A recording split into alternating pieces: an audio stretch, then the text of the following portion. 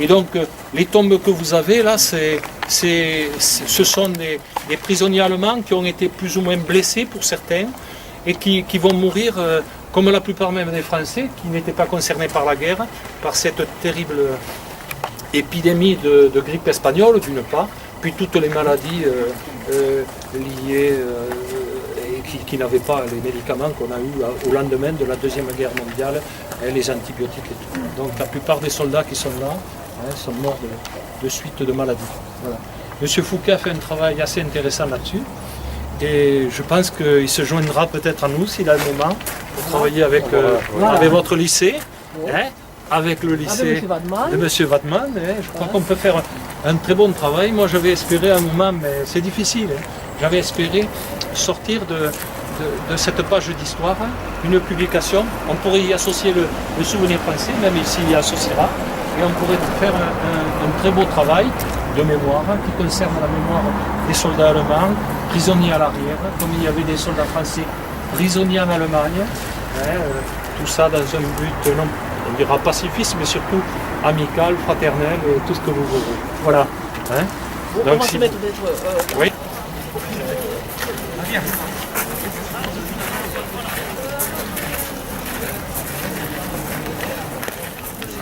Est-ce que ça arrête ça ou pas?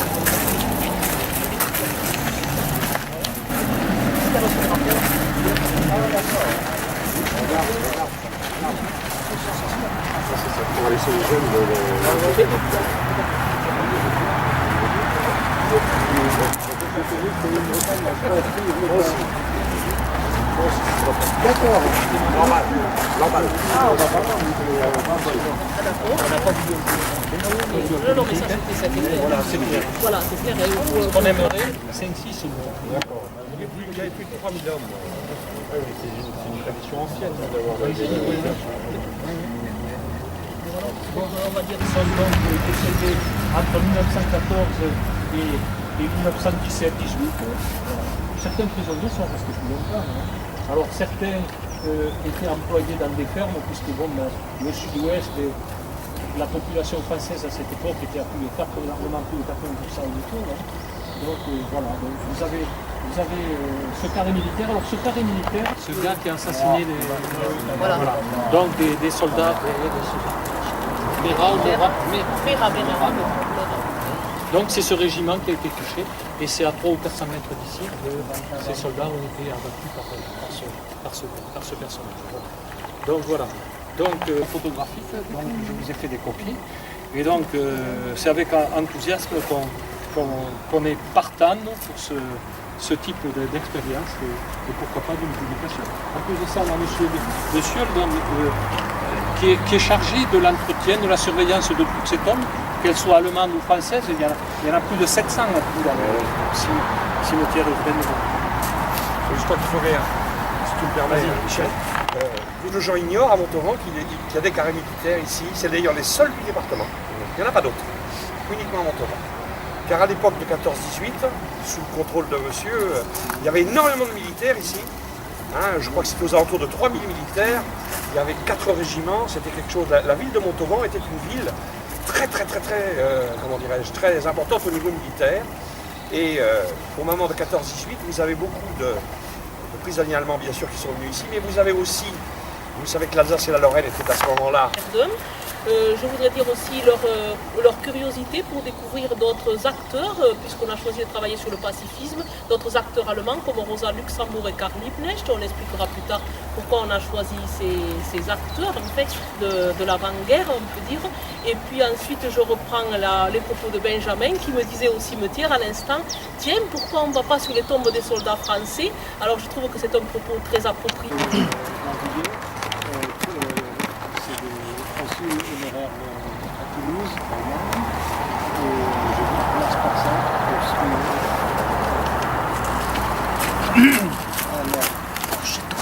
vous m'avez déclaration du centenaire de la Première Guerre mondiale et je vous remercie de cette information. Un déplacement professionnel en Languedoc-Roussillon le 17 février prochain qui vient de m'être confirmé ne me permettra malheureusement pas d'être des vôtres à cette occasion. Ce que je regrette d'autant plus que le thème sur lequel vos élèves ont travaillé et les auteurs qui leur ont servi de base d'inspiration me sont chers. Je vous prie de bien vouloir exprimer à tous les participants mes regrets de ne pouvoir être présents et mes très vifs remerciements pour cette réalisation qui constitue une importante contribution à la compréhension et l'estime réciproque particulièrement nécessaire à notre époque. Voilà les mots de M. Morvillier. Et ich möchte anknüpfen an den letzten Gedanken von Herrn Morvillier, dem deutschen Honorarkonsul, das gegenseitige Verständnis und die gegenseitige Wertschätzung, die insbesondere heutzutage notwendig sind. Alors voilà quelques mots au moins en allemand et je traduis un peu quand même en français maintenant. Alors je voudrais partir de cette dernière pensée exprimée par M. Morvillier, consul honoraire d'Allemagne, la compréhension de l'estime réciproque particulièrement nécessaire à notre époque, mais d'autant plus chère que j'appartiens à une génération qui a pu encore voir et qui a dû vivre les conséquences non seulement de la Seconde Guerre mondiale, mais aussi de la Première Guerre mondiale, sous la forme des pères et grands-pères physiquement et psychiquement mutilés. C'est la raison pour laquelle je sens comme un devoir d'être médiateur entre les événements qui ont touché les participants au premier conflit et les jeunes Français et Allemands d'aujourd'hui. Dans le fond, ce n'était ni le peuple français ni le peuple allemand qui a voulu la guerre, malgré l'enthousiasme patriotique provoqué par la propagande des gouvernements respectifs qui faisait croire qu'il s'agirait d'une guerre qui pourrait être gagnée rapidement et qui, en fait, a coûté la vie à des millions d'êtres humains. Ce geste des élèves français de fleurir les tombes des soldats allemands nous montre, indépendamment des acquis dans le cadre de l'amitié franco-allemande, ce qui est le plus important aujourd'hui en vue de la mondialisation et des défis auxquels l'Union européenne est exposée. L'empathie, la solidarité et l'engagement réciproque pour un avenir commun et paisible. Merci. Alors, voilà, mets-toi derrière à côté de Félicia, Kevin. Voilà, mettez-toi là. Voilà. Alors, on a choisi un beau texte que les élèves qui font allemand vont lire une partie en allemand et une partie en français, qui représente un peu le thème de notre projet sur le pacifisme. Alors, on vous laisse la lecture. Dank an Frankreich von Kurt Tucholsky 1995. Dank, dass ich in dir leben darf, Frankreich. Du bist nicht meine Heimat und ich bin kein alter Franzose, der auf einmal keine Deutsch versteht. Ich habe deine Kindervers nicht auswendig im Kopf. Ich muss mir erst vieles übertragen. Nicht bei dir habe ich mein Märchen auf die Zäune gemacht und eine lange ungefähre Rechnung auf das Äußern an der Ecke. Nicht bei dir bin ich verliebt durch die Straßen gelaufen, mit einem kleinen Brief in der Brusttasche und einem großen Schauder über dem Rücken. Kein Echte sagt, hier bist du ein Mann. Kein Haus sagt, hier oben hat sie ein Mann. Und doch bin ich bei dir zu Hause. Du warst gastlich vom ersten Tag an. Du hast niemals den Fremden verspottet, wenn er Vokabeln, Bräuche, Stadtviertel verwechselt. Du hast dich nie gesprecht, du hast dich nie versagt. Wer dich zu suchen ausgeht, kann dich finden. Ja, du hast das große Glück gegeben, dass eine Umgebung verleihen kann. Lieben kann man überall, Geld geben kann man überall, das Auswärtswohlsein erreichen kann man überall. Aber nicht glücklich sein, durch die Straßen streichen und die Auswärts mit dem Blick umfangen. Gott sei Dank, dass ihr alle das seid. Zum Nachbar ja sagen, immer nur Unetken vorfinden, betrunken sein, weil man diese Luft einatmet. Das kann man nur bei dir. Deine Werkungen sind es nicht, deine Frauen sind es nicht, deine Kunstwerke sind es nicht. Nicht ist es und alle zusammen, du bist es. Un livre des Pyrénées. Merci de pouvoir vivre chez toi, France. Tu n'es pas ma patrie et je ne suis pas un vieux Français qui brusquement ne comprendrait plus l'allemand. Ma tête n'a pas retenu par cœur tes vers enfantins. Je suis obligée de me traduire beaucoup de choses. Ce n'est pas chez toi que j'ai crayonné des bonshommes sur les palissades, ni fait de grands dessins grossiers sur la maisonnette du coin de la rue. Ce n'est pas chez toi que j'ai arpenté les rues quand j'étais amoureux, une petite lettre dans la poche et un grand frisson dans le dos. Aucun coin de rue ne me fredonne. Ici, un jour, tu as été. Aucune maison ne me murmure. Un jour, elle était là. Et pourtant, chez toi, je me sens chez moi. Tu fus hospitalière dès le premier jour. Tu ne t'es jamais moqué de l'étranger quand tu confondais les vocables, les coutumes, les quartiers de la ville. Tu n'as jamais fait la fière, tu ne t'es jamais refusé. Celui qui sort pour te chercher peut toujours te trouver. Oui, tu m'as donné le plus grand bonheur qu'un endroit puisse donner. On peut aimer partout, on peut gagner de l'argent partout, éprouver du bien-être partout, mais être heureux de rien, errer par les rues, embrasser les maisons d'un regard. Dieu soit loué, vous êtes toutes là. Dire oui aux voisins, ne trouver que des Anglais ondits, être ivre de cet air. Il n'y a que chez toi que cela est possible. Ce ne sont pas tes plaisirs, ce ne sont pas tes femmes, ni tes œuvres d'art.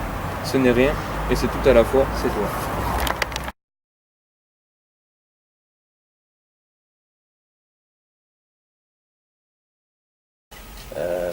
Appel à projet qui a été lancé très tardivement en juin 2013. Je les remercie de s'être emparés de ce projet qui, à mon sens, est très très important, hein, sans parler du devoir de mémoire qui prête un petit peu à polémique. Je pense que c'est très important de se souvenir malgré tout de ce qui s'est passé. Le fait que l'inspection académique soit présente, que les associations aussi soient aussi présentes, ça témoigne que malgré tout ce souvenir il est toujours vivant et que le fait que ce soit des élèves de seconde en plus en particulier qui s'en soient emparés, ça me touche aussi particulièrement. Donc je vais laisser la parole à Madame Bardou qui je crois a prévu une petite suite à cette introduction et vous remercier encore de votre présence ici et peut-être les applaudir et les remercier pour leur investissement.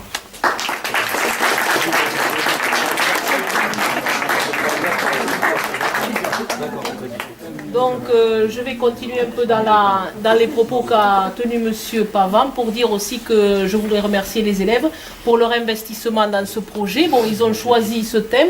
Choisir, ça veut dire quelque chose aussi, ça veut dire leur intérêt qu'ils ont.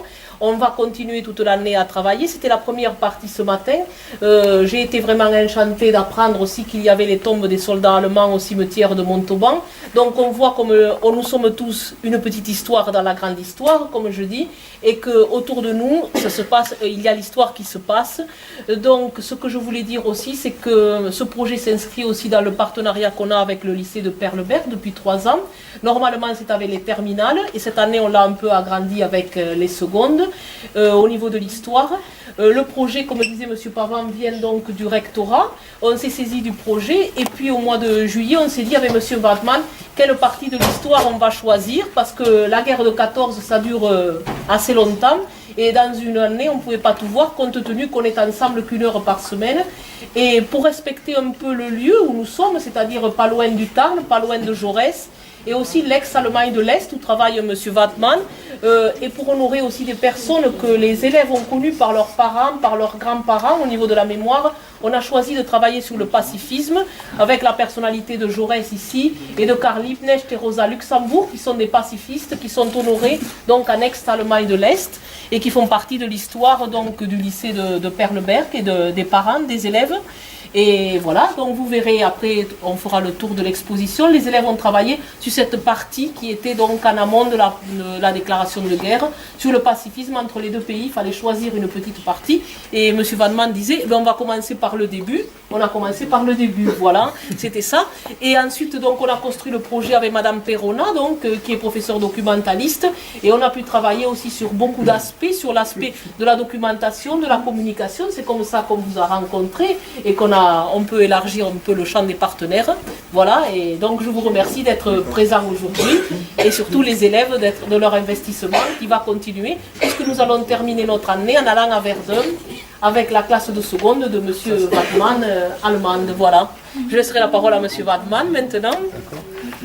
Alors, premièrement, j'aimerais bien remercier encore une fois le lycée Bourdelle à l'accueil chaleureux qu'il m'a fait. Et cet accueil devient déjà tradition avec la troisième fois maintenant. Alors, un grand merci encore une fois.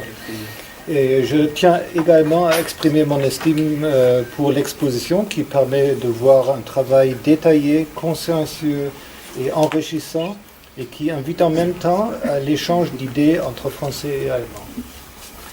Et avant de continuer, j'aimerais bien lire aussi de nouveau, pour ceux qui n'étaient pas là, sur la cimetière, quelques mots de la part de M. Morvillier, consul honoraire d'Allemagne à Toulouse. Alors, vous m'avez présenté cette belle initiative conjointe du lycée Bourdelle et du lycée de Perleberg à l'occasion des commémorations du centenaire de la Première Guerre mondiale et je vous remercie de cette information. Un déplacement professionnel en Languedoc-Roussillon le 17 février prochain qui vient m'être confirmé ne me permettra malheureusement pas d'être des vôtres à cette occasion, ce que je regrette, d'autant plus que le thème sur lequel vos élèves ont travaillé et les autres, les auteurs qui leur ont servi de base d'inspiration me sont chers. Je vous prie bien vouloir exprimer à tous les participants mes regrets de ne pouvoir être présent et mes vifs remerciements pour cette réalisation qui constitue une importante contribution à la compréhension de l'estime réciproque, particulièrement nécessaire à notre époque. Voilà, et ici, comme à la cimetière, encore une fois, je voudrais reprendre la pensée de M. Morvillier, la compréhension et l'estime réciproque, particulièrement nécessaire à notre époque. Partant de cette idée et de cette pensée, et du désir de commémorer le 100e anniversaire du déclenchement de la Première Guerre mondiale, Madame Bardou, Madame Perrona et moi-même, nous nous sommes engagés avec nos élèves à partir de la représentation de l'histoire et de la Première Guerre mondiale, un travail sur le pacifisme de l'époque, tant en France comme en Allemagne. Ceci afin de montrer que, malgré la propagande belliciste efficace des gouvernements d'Europe, subsistaient quand même des esprits indépendants et lucides dans leur analyse des causes impérialistes, colonialistes et nationalistes de la Première Guerre mondiale. Et quant à ce but, j'éprouve le besoin particulier de féliciter les élèves français de leur travail formidable. En choisissant Jean Jaurès et Romain Roland du côté français et Karl Liebknecht, Rosa Luxemburg et Kurt Tucholsky du côté allemand, les élèves français ont réussi à dégager la clairvoyance de ces auteurs et politiciens avec une clarté qui cherche son égal, sans oublier les contraintes auxquelles les personnalités ont été confrontées et les erreurs commises politiquement. Voilà.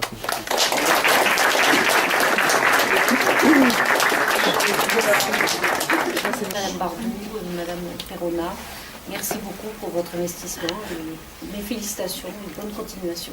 Merci.